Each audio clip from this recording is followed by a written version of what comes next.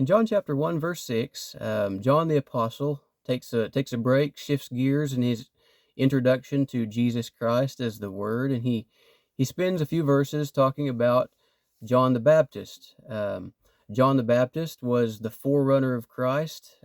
He announced his ministry and baptized him, and he was prophesied in the Old Testament as a very significant character in the Bible. He's mentioned in all four Gospels. He's a great man of God. And in John chapter 1, verse 6, John records, there was a man sent from God whose name was John.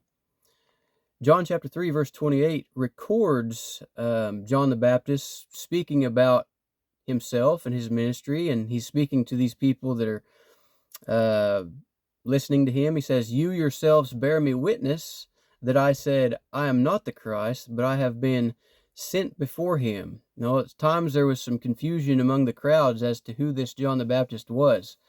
Perhaps he's the Messiah, but John the Baptist always deferred to Christ. That's one of the hallmarks of his ministry. He pointed to Christ.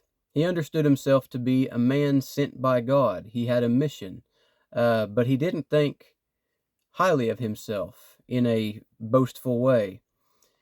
It says his name was John. Now, this seems like just an incidental detail, but there's really a story wrapped up in this, because there's a significant amount of space given to this in Luke's Gospel. In Luke chapter 1, verses 59 through 66, it says, "They would have called him Zechariah after his father. But his mother answered, 'No, he shall be called John.' And they said to her, 'None of your relatives is called by this name.' And they made signs to his father, inquiring what he wanted him to be called. And he asked for a writing tablet and wrote, 'His name is John.' And they all wondered.